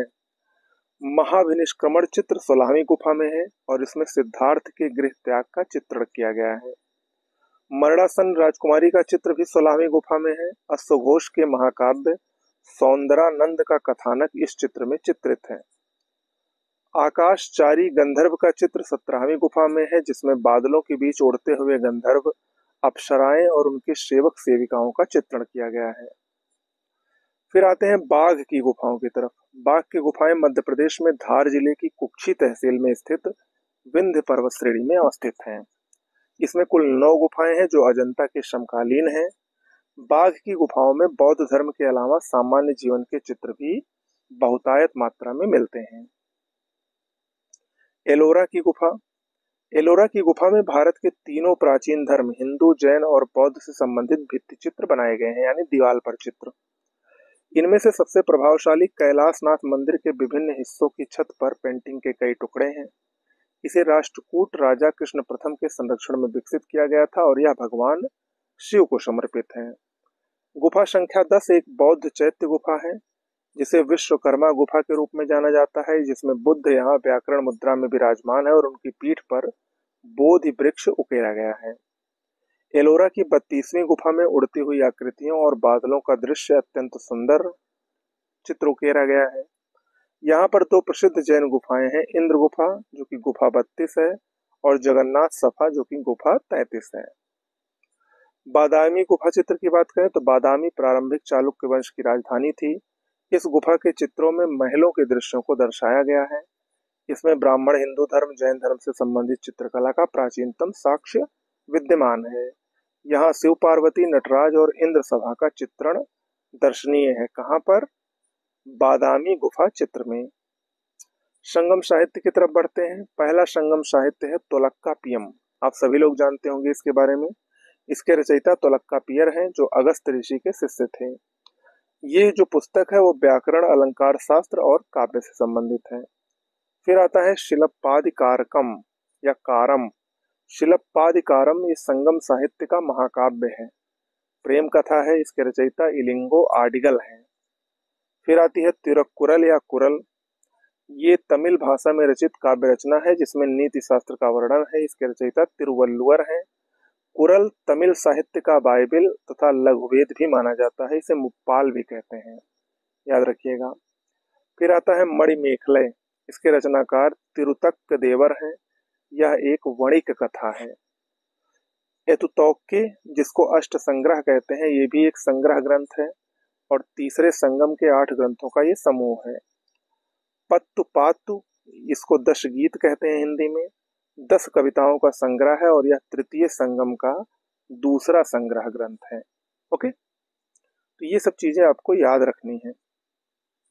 अशोक के बृहद शिलालेखों में उल्लिखित आदेश को देख लेते हैं। जो 14 शिलालेख हैं, कौन कौन से आदेश उसमें लिखे गए हैं। पहले शिलालेख में खर्चीले समारोहों पर प्रतिबंध, पशु बलि निषेध, सभी मनुष्य मेरी संतान, ऐसा कहाँ कहा गया है? पहले शिलालेख में। द्वितीय शिलालेख में दक्षिण भारतीय पड़ोसी राज्यों का उल्लेख है। चेर, चोल, पांड, सत्यपुत्र और ताम्रपर्णी, ये द्वितीय शिलालेख में है। तृतीय शिलालेख में युक्त, रज्जुक, प्रादेशिक, महामात्य आदि की नियुक्ति का उल्लेख है। चतुर्थ शिलालेख में धम्म का उल्लेख किया गया है। पंचम शिलालेख में धम्म महामात्रों की नियुक्ति की गई है। षष्ठम शिलालेख में आम जनता किसी भी वक्त राजा से मिल सकता है, ऐसा षष्ठम शिलालेख में कहा गया है। सप्तम शिलालेख सभी संप्रदायों में सहिष्णुता की भावना आनी चाहिए। अष्टम शिलालेख धम्म यात्रा आरंभ करने का उल्लेख है इसमें। नौवें में धम्म समारोह का उल्लेख है। 10वें शिलालेख में धम्म नीति सर्वश्रेष्ठ होगी, ऐसा बताया गया है। 11वां शिलालेख धम्म नीति की व्याख्या करता है। 12वां शिलालेख धार्मिक सहिष्णुता का उल्लेख करता है। 13वां शिलालेख कलिंग युद्ध का वर्णन इसमें है, बहुत महत्वपूर्ण है। इसलिए देखिए, इसमें कलिंग युद्ध का तो वर्णन है ही, साथ ही साथ 5 यूनानी राजा एंटियोकस, टॉलमी, एंटिगोनस, मामस और अलेक्जेंडर का भी उल्लेख है। ठीक है। 14वां शिलालेख ये जनता को धार्मिक जीवन जीने की प्रेरणा देता है। ओके, तो ये आपके प्रमुख शिलालेख हो गए। आगे बढ़ते हैं गुप्त काल की तरफ। गुप्त काल का राजनीतिक इतिहास देखते हैं। गुप्त राजवंश का प्रथम शासक श्रीगुप्त था। गुप्त सम्राट चंद्रगुप्त प्रथम ने 319 ईस्वी में गुप्त संवत की शुरुआत की और महाराजाधिराज की उपाधि ग्रहण की। किसने? चंद्रगुप्त प्रथम ने। चंद्रगुप्त प्रथम ने लिच्छवी राजकुमारी कुमार देवी से विवाह किया और उसका नाम अपने सिक्कों पर अंकित करवाया।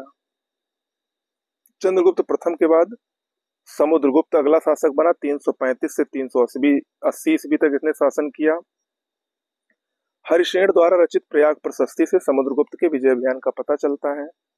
चंद्रगुप्त के दरबार में कालिदास, धन्वंतरि, छपड़क, शंकु, बेताल भट्ट, अमर सिंह, घटकरपर, वराह मिहिर तथा वरुरिच जैसे 9 विद्वान रहते थे। ये किसके? चंद्रगुप्त द्वितीय, जिनको विक्रमादित्य भी कहा जाता है। चंद्रगुप्त द्वितीय का उत्तराधिकारी उसका पुत्र कुमारगुप्त हुआ। चंद्रगुप्त द्वितीय ने अपनी पुत्री प्रभावती का विवाह वाकाटक नरेश रुद्रसेन द्वितीय के साथ किया था। चंद्रगुप्त द्वितीय ने विक्रमादित्य की उपाधि धारण की थी। चीनी यात्री फाह्यान भी इसी के समय भारत आया और अपना विस्तृत विवरण फो यो की ग्रंथ में लिखा था। चंद्रगुप्त द्वितीय के पश्चात उसका पुत्र कुमारगुप्त महेंद्रादित्य की उपाधि के साथ गद्दी पर बैठा। गुप्त वंश के 2 शासकों ने अश्वमेध यज्ञ किए थे। कौन कौन? समुद्रगुप्त और कुमारगुप्त ने। कुमारगुप्त ने नालंदा महाविहार की स्थापना की। यह उसकी धार्मिक सहिष्णुता को प्रदर्शित करता है क्योंकि वह वैष्णव मत का अनुयायी था। उसके बाद भी उसने नालंदा महाविहार की स्थापना की। कुमारगुप्त का उत्तराधिकारी स्कंदगुप्त हुआ, जिसने कुमारादित्य की उपाधि धारण की। स्कंदगुप्त के समय में हूणों का आक्रमण आरंभ हो गया था। जूनागढ़ अभिलेख से यह भी ज्ञात होता है कि स्कंदगुप्त के गवर्नर पर्णदत्त और उसके पुत्र चक्रपालित ने मौर्यों द्वारा निर्मित सुदर्शन झील की मरम्मत करवाई है। ओके, अब आते हैं हर्षवर्धन की तरफ। गुप्तोत्तर काल में हर्षवर्धन एक बहुत ही महत्वपूर्ण चैप्टर है, उसको देख लेते हैं। हर्षवर्धन पुष्यभूत या वर्धन वंश से संबंधित था, जिसका संस्थापक प्रभाकर वर्धन था। प्रभाकर वर्धन की पुत्री राजश्री का विवाह मौखरी नरेश गृहबर्मा से हुआ था।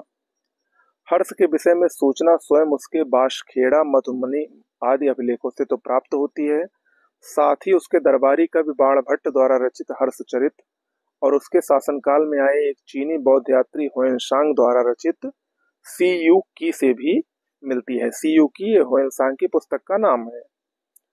हर्षवर्धन आरंभ में शैव मतानुयायी था, आगे चलकर वह बौद्ध मतानुयायी बन गया और महायान पंथ का महान संरक्षक साबित हुआ। हर्ष स्वयं भी महान लेखक था। उसने नागानंद, प्रियदर्शिना और रत्नावली नामक 3 नाटक लिखे।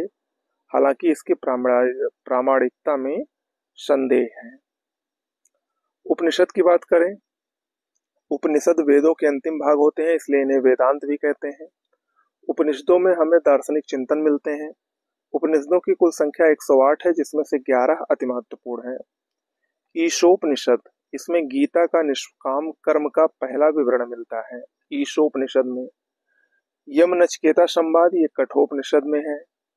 बृहदारण्यक उपनिषद में अहम ब्रह्मास्मि में उल्लिखित है, याद रखिएगा। बृहदारण्यक उपनिषद में ही पुनर्जन्म का सिद्धांत और गार्गी याज्ञवल्क सिद्धांत का भी वर्णन है। श्वेताश्वर उपनिषद में सर्वप्रथम भक्ति शब्द का उल्लेख मिलता है। किसमें? श्वेताश्वर उपनिषद में। स्मृत ग्रंथ की बात करें, स्मृत ग्रंथ के अंतर्गत स्मृत, धर्मशास्त्र और पुराण आते हैं। ये हिंदू धर्म के कानूनी ग्रंथ भी कहे जाते हैं। सबसे पहले मनुस्मृति, ईसा पूर्व 200 ईस्वी में इसकी रचना हुई। यह सबसे प्राचीन स्मृति ग्रंथ है। मेघातिथि, गोविंदराज भरूच और कल्लुक भट्ट मनुस्मृति पर टीका लिखने वाले विद्वान हैं। इस स्मृति की मूल रचना मौर्योत्तर युग में शुंग काल में हुई थी। मनुस्मृति में आर्य संस्कृत के 4 क्षेत्र ब्रह्मवर्त, ब्रह्मर्षि, मध्यदेश और आर्यावर्त का उल्लेख है। इसमें मनुस्मृति में। फिर आते हैं याज्ञवल्क स्मृति, ईसा पूर्व 100 इसका जन्म। इसके भाष्यकार कौन है? विज्ञानेश्वर, अपरार्क और विश्वरूप। मनु ने नियोग प्रथा की निंदा की थी, लेकिन याज्ञवल्क्य ने नहीं की है। याज्ञवल्क्य ने विधवा को समस्त उत्तराधिकारियों में प्रथम स्थान दिया। इसी स्मृति ने स्त्रियों को सर्वप्रथम संपत्ति का अधिकार प्रदान किया था। याद रखिएगा, किसने? याज्ञवल्क्य की स्मृति ने सबसे पहले स्त्रियों को संपत्ति का अधिकार प्रदान किया। पाशुपत संप्रदाय, यह शैव धर्म का सबसे प्राचीन संप्रदाय है। इसकी स्थापना लकुलीश ने 2री शताब्दी ईसा पूर्व में की थी। लकुलीश को शिव का 18वां अवतार माना जाता है। लकुलीश गुजरात के कायावरोहण के रहने वाले थे।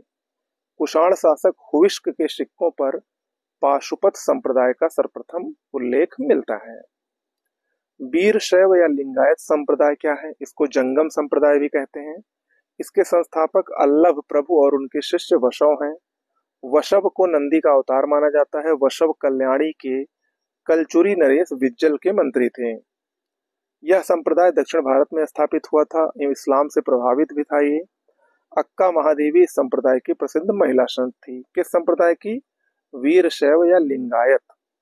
नाथ पंथ संप्रदाय की बात करते हैं, जिसको योगिनी कौल मार्ग भी कहा जाता है। इस संप्रदाय की स्थापना 10वीं शताब्दी में मत्स्येंद्र नाथ या मच्छरंदर नाथ ने की थी। इस संप्रदाय साहित्य में बहुत रुचि रखता था और अपनी उलटवासियों के कारण नाथ साहित्य में इनका विशिष्ट स्थान है। ध्यातव्य है कि कबीर भी नागपंथ के अनुयायी थे। गोरखनाथ 11वीं शताब्दी में नागपंथ संप्रदाय के प्रमुख आचार्य हुए थे। शाक्त संप्रदाय, यह पहला ऐसा संप्रदाय है जो शक्ति को इष्ट देवी मानकर पूजा करता है। यह एक वाम मार्गी संप्रदाय है जो पंचम कारों पर बल देता है। वर्तमान में जम्मू और कश्मीर, कांची तथा असम शक्ति उपासना के प्रमुख केंद्र हैं।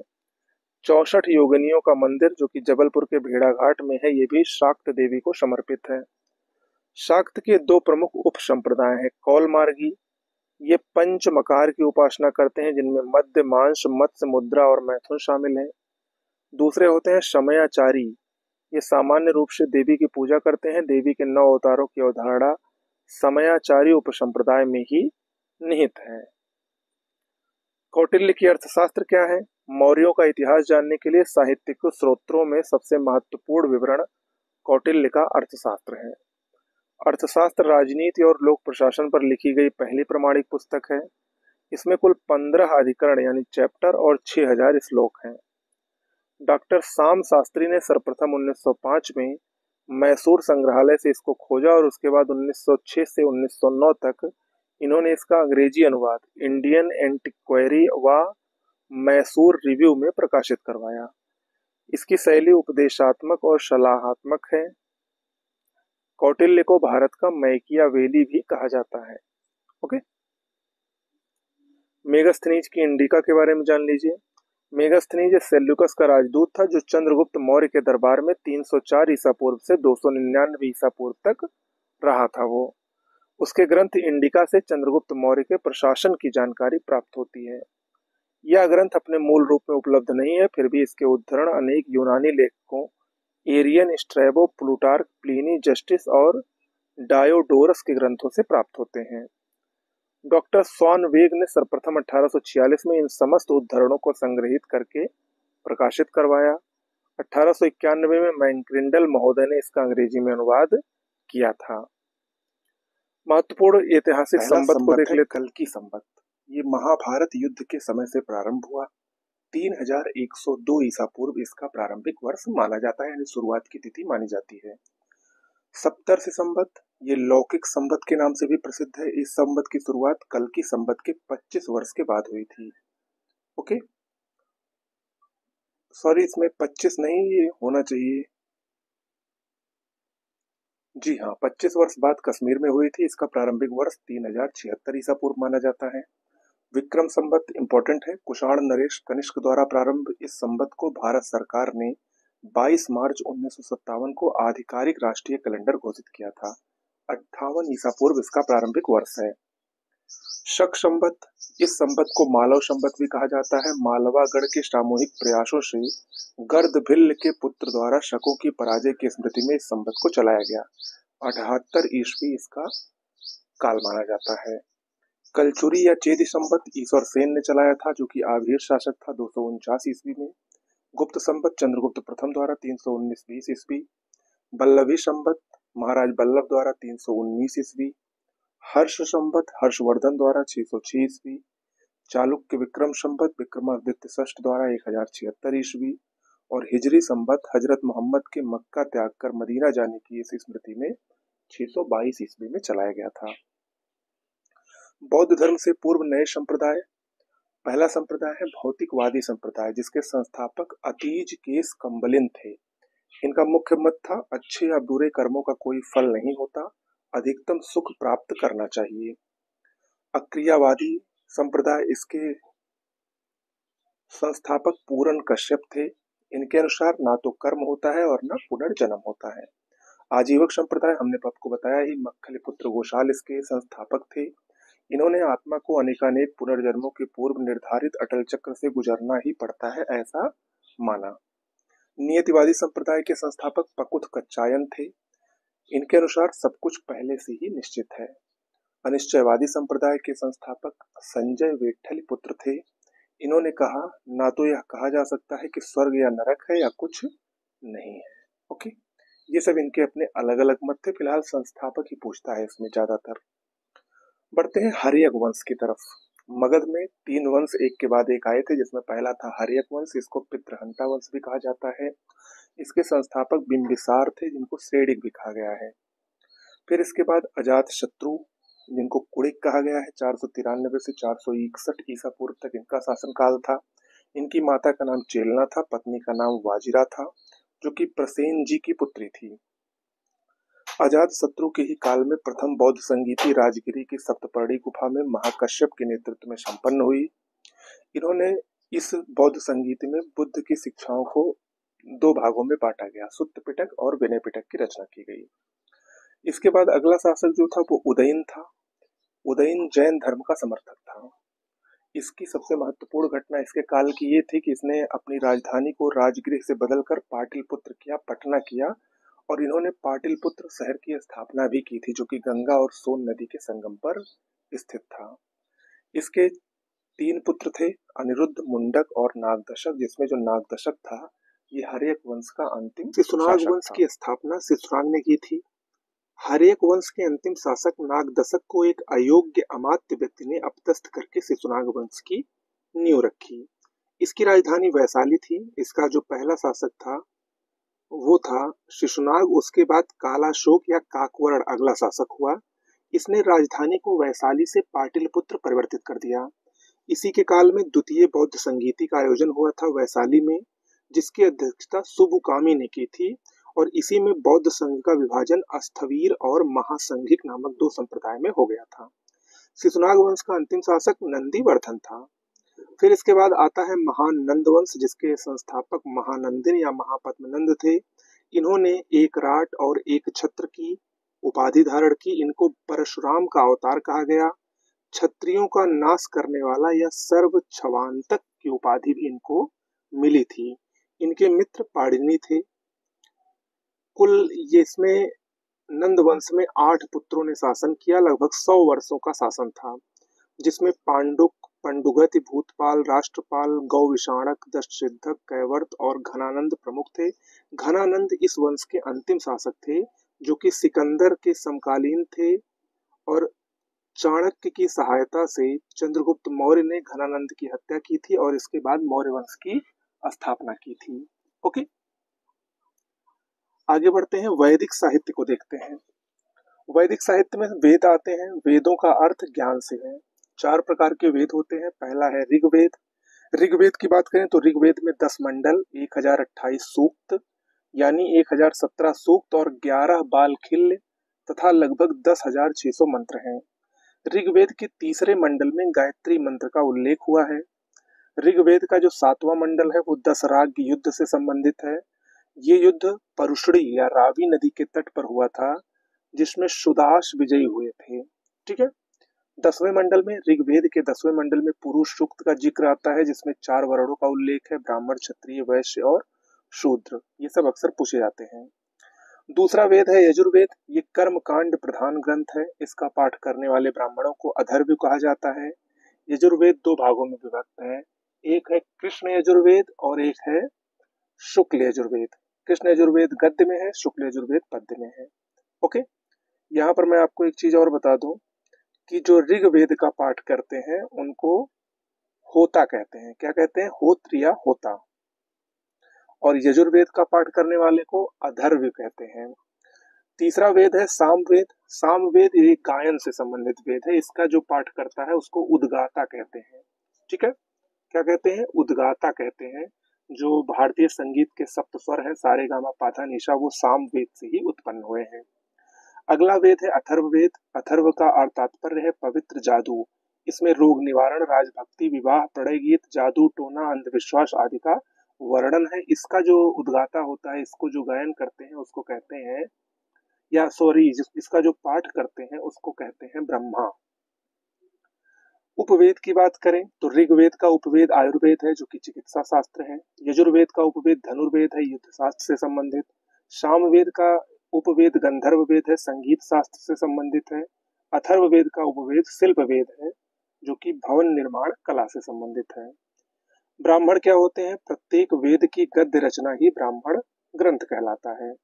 वैदिक कालीन प्रमुख यज्ञ को देख लीजिए। राजसूय यज्ञ, ये राजपद प्राप्ति के लिए किया जाने वाला यज्ञ था। अश्वमेध यज्ञ साम्राज्य विस्तार से संबंधित था। श्रोत्रामण यज्ञ सुरा की आहुति के लिए। अग्नि अग्निष्टोम यज्ञ, इसमें सोमरस की आहुति दी जाती थी।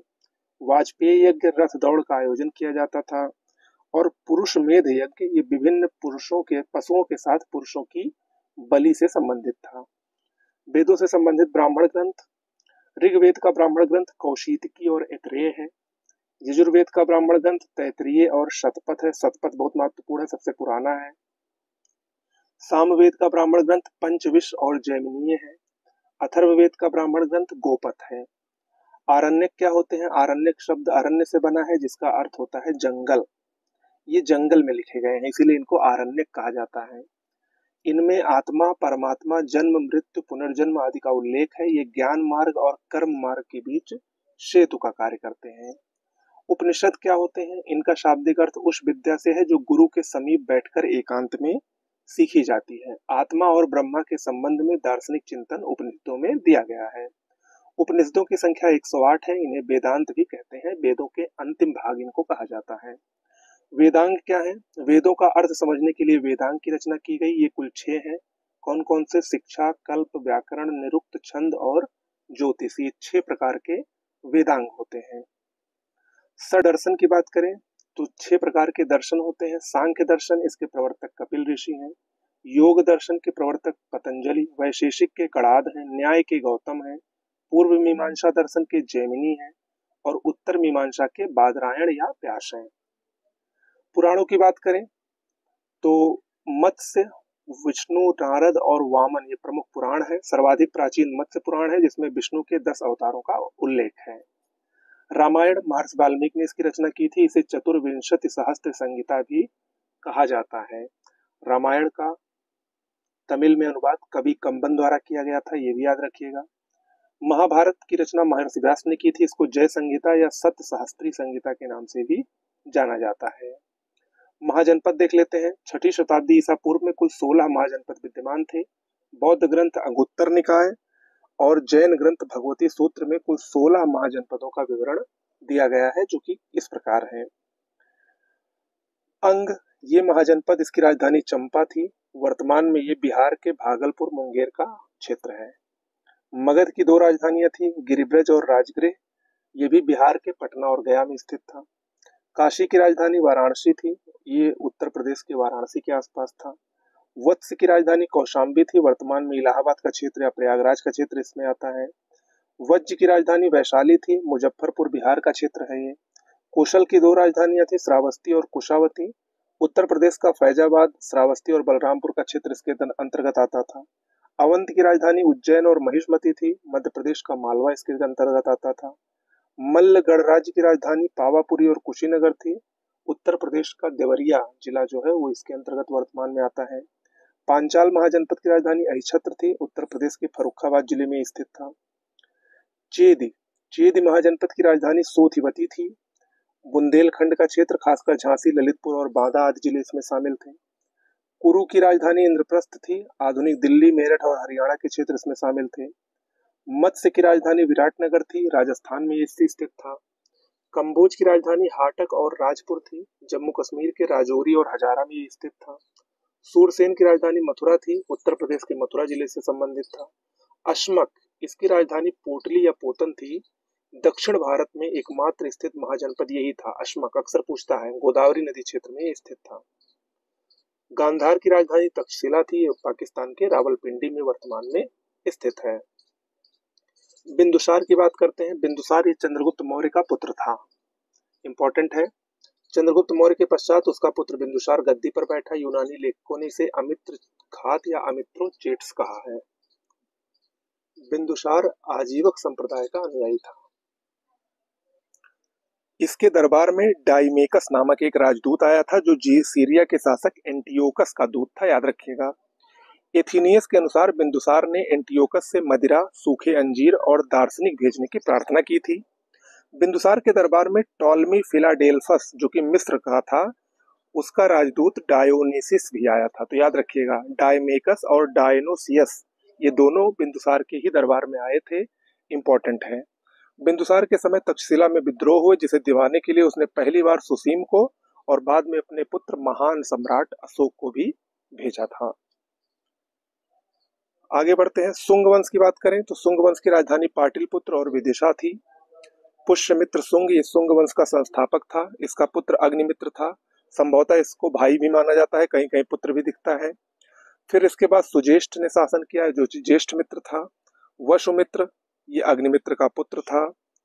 फिर वज्रमित्र, भागवत, फिर देवभूति। देवभूत जो था ये पुष्यमित्र, ये सुंग वंश का अंतिम शासक था। ओके, पुष्यमित्र सुंग के बारे में जान लीजिए। 185 से 149 ईसा पूर्व तक अंतिम मौर्य सम्राट बृहदत्त की हत्या करके उनके सेनापति पुष्यमित्र सुंग ने 184 ईसा पूर्व में सुंग वंश की स्थापना की। सुंग शासकों ने विदिशा को राजधानी बनाई थी। सुंग काल में ही भागवत धर्म का उदय और विकास हुआ तथा वासुदेव विष्णु की उपासना शुरू हुई। पुष्यमित्र सुंग के विषय में जानकारी इसके अयोध्या अभिलेख से प्राप्त होती है, जो कि इसके राज्यपाल धनदेव से संबंधित है, इंपॉर्टेंट है। इस अभिलेख से पता चलता है कि पुष्यमित्र सुंग ने 2 अश्वमेघ यज्ञ करवाए थे। इसे कराने का श्रेय पतंजलि को प्राप्त है, यानी जो पुष्यमित्र सुंग थे या जो पतंजलि थे योग दर्शन के प्रतिपादक, वो पुष्यमित्र सुंग के समकालीन थे। ये भी अक्सर पूछ लिया जाता है। आगे बढ़ते हैं। मौर्योत्तर राजाओं की उपाधियां। पुष्यमित्र सुंग ने कौन कौन सी उपाधि ली? सेनानी या सेनापति की, औदभिज यानी अचानक उठने वाला, हरिवंश पुराण में ये कहा गया है इसको। द्विरश्वमेध याजिन यानी 2 अश्वमेघ यज्ञों का अनुष्ठान करने वाला, अयोध्या अभिलेख में ये उपाधि इसको दी गई है। खारवेल की बात करें, खारवेल जो कि कलिंग के चेदी वंश का बहुत ही प्रतापी राजा था, इसकी उपाधियां राजर्षि, लेमराज, वृद्धराज, भिक्षुराज, धर्मराज और महाविजयराज है। सातकर्णी प्रथम आंध्र सातवाहन वंश का महान सम्राट, इसकी उपाधियां दक्षिणापथ का स्वामी, अप्रतिहत चक्र का एक चालक, पश्चिम पति और प्रतिष्ठान पति है। गौतमी पुत्र सातकर्णी की उपाधियां अद्वितीय या एकमात्र ब्राह्मण, या इसको एका ब्राह्मण भी कहा जाता है, पीसीएस में आ चुका है ये। इसके अलावा वेदों का आश्रयदाता, ये सब गौतमी पुत्र सातकर्णी की प्रमुख उपाधियां हैं। आगे बढ़ते हैं, दक्षिण भारत के राजवंशों को देख लेते हैं। दक्षिण भारत में चालुक्य वंश, चोल वंश, पल्लव वंश और पांड्य वंश ने एक क्रम से शासन किया। चालुक्य वंश की 4 शाखाएं थी, बादामी के चालुक्य, बेंगी के चालुक्य, कल्याणी के चालुक्य और अनहिलवाड़ा के चालुक्य। सबसे पहले वातापी या बादामी के चालुक्य की बात करते हैं। बादामी कर्नाटक में स्थित है। संस्थापक इसका पुलकेशिन प्रथम था। पुलकेशिन द्वितीय सबसे शक्तिशाली शासक था इस वंश का। इसके बारे में जानकारी हमको रविकीर्त द्वारा लिखित ऐहोल अभिलेख में मिलती है। इसी में यह भी जानकारी मिलती है कि नर्मदा के तट पर इसने हर्षवर्धन को हराया था। कीर्तिवर्मन द्वितीय ये इस वंश का अंतिम शासक था। फिर आता है कल्याणी के चालुक्य, जिसका संस्थापक तैल द्वितीय था। इसने मान्यखेत को राजधानी बनाया। विक्रमादित्य 6 इस वंश का सबसे प्रमुख और महान शासक था। इसके दरबार में बिल्हड़ रहते थे, जो कि विक्रमांक देवचरित के रचयिता है, और विज्ञानेश्वर जिन्होंने मिताक्षरा नामक पुस्तक लिखी है। फिर पल्लव वंश की बात करें। पल्लव वंश की राजधानी कांची थी। इसकी राजकीय भाषा संस्कृत थी और संस्थापक कौन था? सिंह विष्णु। महेंद्र वर्मन प्रथम जो कि इसका एक राजा था, इसने मत्त विलास प्रहसन नामक ग्रंथ लिखा और महेंद्र वर्मन शैली का विकास किया। नरसिंह वर्मन द्वितीय के दरबार में दंडी नामक विद्वान रहते थे, जिन्होंने दशावतार स्तुति लिखी थी। नरसिंह वर्मन प्रथम ने महामल्लपुरम नामक नगर की स्थापना की थी। ये सब अक्सर पूछता है। नरसिंह वर्मन प्रथम ने ही नरसिंह शैली में मंदिर और मंडप बनवाए थे। रथ मंदिरों को सप्त पैगोडा कहते थे। मंडपों में महिष और वराह मंडप प्रमुख थे। ओके, चोल साम्राज्य की बात करें तो पेन्नार और कावेरी नदियों के बीच स्थित था ये, जिसके संस्थापक विजयालय थे। राजराज प्रथम, जिसको अरमोलीवर्मन भी कहा जाता है, ये इस वंश का सबसे महान शासक था। इसी ने तंजौर में बृहदेश्वर मंदिर या राजराजेश्वर मंदिर का निर्माण करवाया, जो कि भारत में ग्रेनाइट से बना पहला मंदिर था। भूमि की माप करवाने वाला ये पहला चोल शासक था। कौन था? पहला चोल शासक था। फिर अगला शासक इसका हुआ राजेंद्र प्रथम। ये भी महान शासक था चोल वंश का।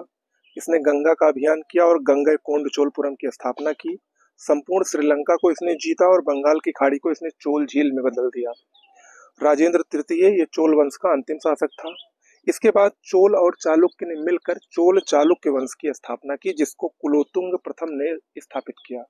यानी कुलोत्तुंग प्रथम ये चोल चालुक्य वंश का संस्थापक था। इसी के दरबार में तमिल रामायण के रचयिता कंबन रहते थे। ये कई बार पूछा जा चुका है। किसके दरबार में? कुलोत्तुंग प्रथम, चोल चालुक्य वंश का जो संस्थापक था। चोल साम्राज्य की विशेषता की बात करें तो ये साम्राज्य अपने स्थानीय स्वशासन के लिए प्रसिद्ध था। सभा और समिति, सभा अपनी समिति के माध्यम से कार्य करती थी, जिसे वारियम कहते हैं। मानक सिक्का कलंजू या कल्याणजू कहलाता था। भू राजस्व कर को कड़माप या कडिमे कहते थे, जो कि कुल उपज का 1/3 होता था। कन्नड़ काव्य के 3 रत्न पंपा, पोन्ना और रन्ना को माना जाता है। ये कन्नड़ काव्य के 3 रत्न हैं। तिरुक्कल या जो कि तिरुवल्लुवर द्वारा रचित है, इसको तमिल बाइबल भी कहते हैं। ब्राह्मणों को दी गई कर मुक्त भूमि को चोल काल में चतुर्वेदी मंगलम कहते थे। क्या कहते थे? चतुर्वेदी मंगलम। दक्षिण के भारत के शासकों की उपाधियां देख लीजिए। पुलकेशिन प्रथम, इसने श्री पृथ्वी वल्लभ और सत्याश्रय की उपाधि धारण की। पुलकेशिन द्वितीय ने दक्षिणेश्वर पथनाथ और पृथ्वी वल्लभ सत्याश्रय की उपाधि। विक्रमादित्य द्वितीय ने काची कोंडा की उपाधि। नरसिंह वर्मन प्रथम की उपाधि महामल्ल और वातापी कोंडा थी। विजयालय की उपाधि नरकेशरी और तजई कोंडा थी। परांतक द्वितीय की उपाधि सुंदर चोल थी। राजराज प्रथम की उपाधि चोल मार्तंड और शिवपाद शेखर थी। और राजेंद्र प्रथम की उपाधि गंगई कोंड चोल थी। प्रमुख मंदिर और उनके संस्थापक को देख लीजिए। आदि वराह मंदिर, जो कि मामल्लपुरम में स्थित है, पल्लव वंश के शासक सिंह विष्णु ने इसका निर्माण करवाया। कैलाशनाथ मंदिर, जो कि कांची में स्थित है, और सोर मंदिर या तट का मंदिर महामल्लपुरम में स्थित है। इन दोनों का निर्माण नरसिंह वर्मन द्वितीय ने करवाया, जो कि पल्लव वंश से संबंधित है। बृहदेश्वर या राजराजेश्वर मंदिर का निर्माण राजराज प्रथम ने करवाया, जो कि तंजौर में स्थित है। प्राचीन काल के प्रमुख संप्रदाय और उनके संस्थापक, ये हमने अभी थोड़ी देर पहले बता दिया, एक बार फिर से देख लीजिए। आजीवक संप्रदाय के संस्थापक मक्खलपुत्र गोशाल थे। यदृक्षावाद के आचार्य अजीत केशकाम्बलिन, विज्ञानवाद के मैत्रेयनाथ, घोर क्रियावादी के पूरन कश्यप, अनिश्चयवादी के संजल विठलपुत्र और वीर शैव के वाशव राज थे। पूर्व मध्यकालीन वंश को देख लीजिए। पाल वंश, सेन वंश, राष्ट्रकूट वंश और राजपूत वंशों में गुर्जर, प्रतिहार, चंदेल, गहड़वाल, परमार और चौहान महत्वपूर्ण हैं। पाल वंश के संस्थापक गोपाल थे। इन्होंने ओदंतपुरी बिहार और नालंदा बिहार का निर्माण करवाया। धर्मपाल ने विक्रमशिला विश्वविद्यालय और सोमपुरी बिहार का निर्माण करवाया। सेन वंश ये आंध्र प्रदेश में स्थित था। लक्ष्मण सेन इसके बहुत ही प्रसिद्ध शासक थे। इसी के दरबार में जयदेव और हलायुध नामक विद्वान रहते थे। जयदेव ने गीत गोविंद लिखा है। राष्ट्रकूट वंश इंपॉर्टेंट है। संस्थापक दंतिदुर्ग थे। भाषा इनकी कन्नड़ थी। ये चालुक्यों के सामंत थे। इनकी राजधानी कर्नाटक के मान्यखेत में थी। इसी के शासक कृष्ण प्रथम ने एलोरा में कैलाशनाथ मंदिर बनवाया था। अमोघवर्ष ने वीर नारायण की उपाधि ली थी और कविराज मार्ग नामक ग्रंथ की रचना की। तक्कोलम का युद्ध ये कृष्ण तृतीय और परांतक प्रथम, जो कि चोल शासक था, इसके बीच में हुआ था तक्कोलम का युद्ध। राजपूत काल में गुर्जर प्रतिहार वंश, एहोल अभिलेख में सर्वप्रथम इसका उल्लेख किया गया है, जो कि पुलकेशिन द्वितीय से संबंधित है। मिहिर भोज इसका सबसे महत्वपूर्ण शासक था, जिसने आदिवराह और प्रभाष की उपाधि धारण की। चंदेल वंश, जो कि जेजाग भुक्ति के थे, इसके संस्थापक नन्नुक था। राजधानी खजुराहो थी। सेनापति आल्हा उदल परमार्थ देव के दरबार में थे। चंदेल वंश से ही संबंधित है। जगनिक के आला खंड के नायक हैं। कंदरिया महादेव मंदिर और चतुर्भुज मंदिर वो इसी काल में बने थे। ओके। गहड़वाल वंश, जो कि कन्नौज में स्थित था, इसके संस्थापक चंद्रदेव थे। प्रमुख शासक जयचंद था। चंदावर युद्ध आपको पता ही होगा, जयचंद और मोहम्मद गोरी के बीच में हुआ था। संस्कृत कवि श्रीहर्ष, जिन्होंने नैषध चरितम लिखी है, वो जयचंद के ही दरबार में रहते थे। फिर आता है गुजरात का चालुक्य वंश। संस्थापक मूलराज थे। राजधानी अनहिलवाड़ा थी। भीम प्रथम के समय महमूद गजनवी ने सोमनाथ मंदिर पर आक्रमण किया था। भीम प्रथम ये चालुक्य वंश से संबंधित था। भीम प्रथम के ही मंत्री बिमल शाह ने दिलवाड़ा के जैन मंदिर का निर्माण करवाया था। कर्णदेव ने अहमदाबाद नगर बसाया, भीम द्वितीय ने मोहम्मद गोरी को हराया भी था। ओके। मालवा का परमार वंश, इसकी राजधानी उज्जैन थी, सबसे प्रमुख शासक भोज था, भोजपुर नगर की इसने स्थापना करवाई। भोज की मृत्यु को निरालंबा सरस्वती कहा गया। चौहान वंश अजमेर में था, संस्थापक वासुदेव थे, लेकिन सबसे प्रमुख शासक पृथ्वीराज तृतीय चौहान था, जिसने राय पिथौरा की उपाधि धारण की थी। इसी के काल में तराइन का युद्ध इसके और मोहम्मद गोरी के बीच में हुआ था। इसी के दरबार में चंद बरदाई रहते थे, जिन्होंने पृथ्वीराज रासो लिखा है। फिर अगला है कलचुरी का वंश, त्रिपुरी जबलपुर में स्थित था, इसका संस्थापक कोक्कल प्रथम था। इसी वंश के युवराज प्रथम के दरबार में विद्वान राजशेखर रहते थे, जिन्होंने काव्य मीमांसा लिखी है। ओके, तो ये रहा आपका कंप्लीट प्राचीन इतिहास। एक बार दो बार इसको आराम से आप देख लेंगे तो इससे बाहर प्रश्न नहीं आएंगे, ये मानकर चलिए। मिलते हैं अगले सेगमेंट में मध्यकालीन इतिहास के। इस वीडियो को ज्यादा से ज्यादा शेयर करिए ताकि ज्यादा से ज्यादा लोगों तक ये पहुंचे। नमस्कार।